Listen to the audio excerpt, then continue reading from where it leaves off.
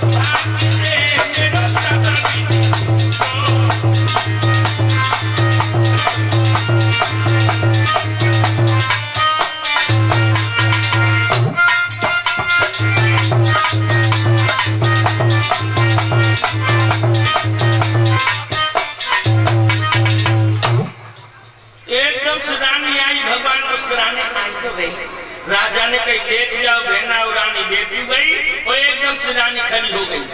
राजा के होश उड़ गए।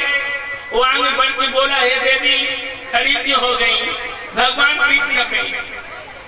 रानी बोली, पिया चिंता न करो, पीठ को नापन करे हैं तो पीठ तो न पाए, लेकिन हमने सुनी है कि जो भगवान है तो हमारा मन करते है कि भगवान से कोई बातें तो करी। और तब तक भगवान बोले,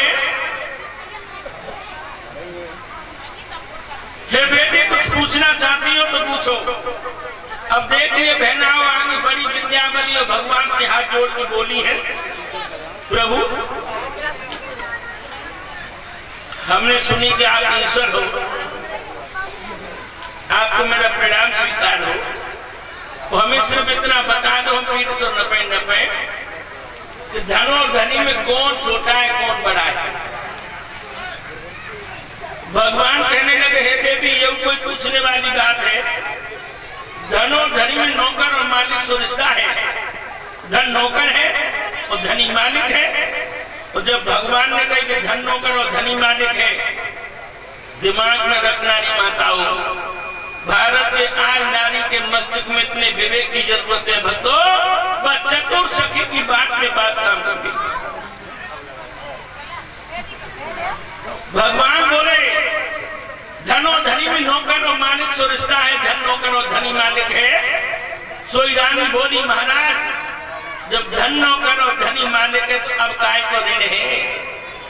भगवान बोले हम तो समझे नहीं। रानी बोली, महाराज मैं समझाने की सामर्थ्य रखती हूँ। जिस धनी ने सारा जीवन परिश्रम करके और जिस धन को संचय किया हो और वो नौकर कर जीव पगों में हो गया, तो क्या मालिक की औकात एक कदम नहीं है? और सोई भक्तों भगवान सना को खा गए। भगवान का कोई जवाब नहीं बना। भगवान उसी समय पर चतुर्भुज रूप धारण करके राजा बल्ल और गंगावली के सामने प्रकट हो गए। बोलिए चतुर्भुज भगवान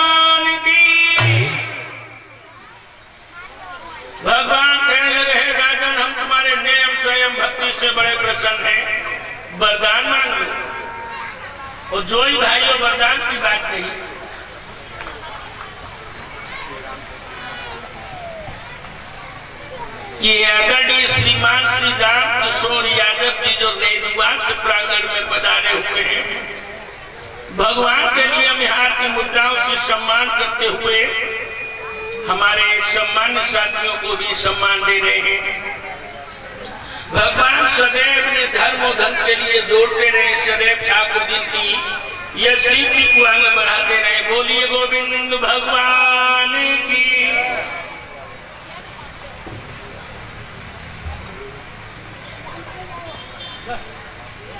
वरदान मानो। अब राजा अपने हाथ जोड़ के बोले, हे गोविंद, हमें काउ वरदान की आवश्यकता नहीं है। हम राजा थे विजेंद्र दादा, और हमारे जीवन में कोई भोग और विहार भोगने के लिए नहीं बचा। हम प्रलोकी के राजा हैं। महाराज, आपके दर्शन की कमी थी, वो आज कोई पुण्य उदय हुआ है जो आपका दर्शन हो गया, तो जीव को इससे बड़ी और क्या जरूरत है। आपका साक्षात्कार हो गया, अब हमें किसी की आवश्यकता नहीं है। भगवान बोले, राजन, हमारा दर्शन निरर्थक नहीं जाता, वरदान तो मांगना पड़ेगा। अब राजा बोलो, हमें तो काउ की जरूरत नहीं है, हमारी जो रानी कछु मांगे तो इन्हें कछु दे दे। अब देखिए, भगवान जो है ना, राजा के पास से हटे और रानी के सामने आके बोले, हे राजन, ये देवी तुम्हें कुछ मांग लो। राजा बलवियांग बढ़ के बोले, हे देवी, जो भगवान है वरदान मांग लो। और जो कहीं भगवान है वरदान मांग लो, सोई रानी कहने लगी, हाँ भगवान है वरदान मांग लो। भगवान हो जाके ले होंगे। हमारे तो पहले जो हमें हाथ फैलाए रहे थे हमारे सामने, वो जो रैयत कहती है भिखारियों से भीख मांगी जाए, मैं तो जाके कछु नहीं मांगू, सुनो कछु मांगू, तुम्हें कछु मांगू। भगवान की नजर जैसे छोटी। भगवान बोले, राजन, आप ही कुछ मांग लीजिए। जो राजा बन बोले, हे गोविंद, भोग और विहार की जीवन में कोई अभिलाषा नहीं रही है। वरदान देना चाहते हो तो इतना दे दो, कोई पुण्य उदय हुआ जो हाथ ये परमानंद की हमें प्राप्ति हुई है, और अब इसमें आनंद को खोना नहीं चाहता। मैं दोबारा लौट करके विषय आनंद में नहीं जाना चाहता। ये परमानंद मेरे जीवन में सदैव बना रहे, आप मेरे और मैं आपका। अब ये लालची लोचन काम को निहारे, ये जब भी लालची लोचन इस जगत को निहारे, तो जगत की जगह परमात्मा आप ही दिखाई दे। तुम मेरे हो जाओ, मैं तुम्हारा। अब देखिए, वरदान मांग लिया कि हमें आपके ले जाओ, हम जगत को नहीं निहारना चाहते। भगवान कहने लगे, तथास्तु, ऐसा ही होगा। वरदान दे दिया, भगवान को बंद नजर कैद कर दिया। लेकिन भक्तों, भगवान जिस खेल के लिए गए थे उसमें कतई ढिलाई नहीं करी। और ये तो सभी जानते हैं कि मन जीती नहीं होती है, प्रभुति तत्काल। जात हटे बैकुंठलो तो भेज दयो पार। बारे दीनानाथ, जिसको स्वर्ग का राजा बनना था, उसे सुतातल का लोक दे दिया, और राजा बल को सुतातल का अधिकारी बना दिया। और सुतातल में इतना भव्य महल बनाए लोगों, मानो इंद्र का महल भी जिसके सामने टीका है। बहुत भव्य महल है सुतातल में महाराज बल का। जब 56 दरवाजे, ज्वान बीच में मूड़ा डाल के बैठ जाता है, और जिधर भी नजर मारता है भगवान भाग के वही खड़ा होते, कभी इधर कभी उधर कभी इधर। मानो मान भगवान को फुटबॉल बना ले, कभी ये तो कभी।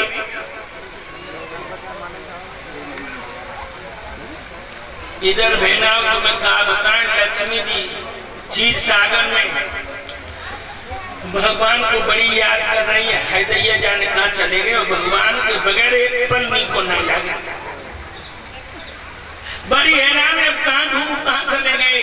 और तब तक नारद आ गए, और नारद को लक्ष्मी ने बुलावे, नारद इधर आओ, इधर आओ।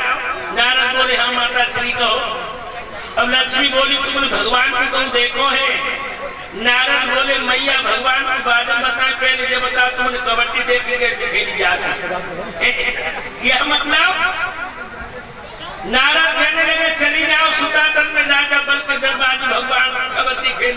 इधर से उधर भाग रहे, धूल उड़ रही होगी। सोई भक्तों, लक्ष्मी जी चली श्रावण मास के शुक्ल पक्ष की पूर्णमासी को लक्ष्मी जी सूतातल में प्रवेश पा गई बेटा। और लक्ष्मी जी देख रही है भगवान भाग रहे हैं, धूल उड़ रही है, भगवान का पीताम्बर धूल में पड़ा है। लक्ष्मी जी ने पीताम्बर उठाओ, पीताम्बर झाड़ जाती है और भगवान के पीछे भाग रही हो। ना छेड़ जाओ, कौन भावई में फंस गए, ओ पिया छेड़ जाओ। भगवान मुड़ करके बोले माफ करना देवी, हम तो मशीन है रिमोट उधर है। भगवान बोले हम तो मशीन है रिमोट तो उधर है। और सोई राजा बन ने अपनी दृष्टि को एकांत में रोक दिया।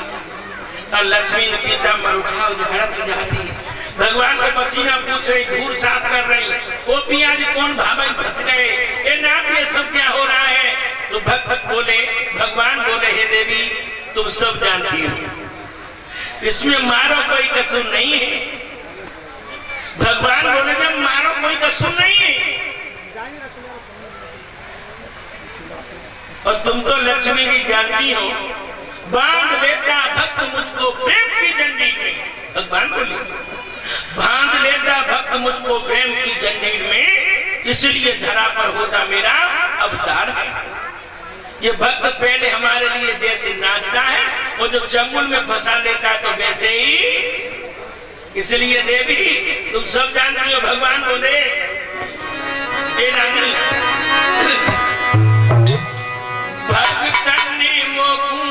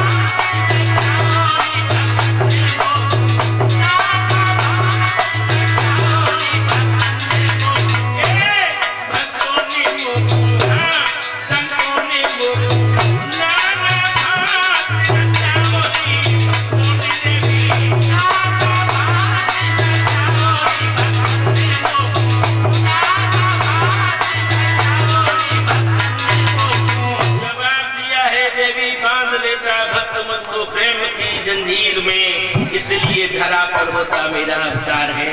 जब हमारा कोई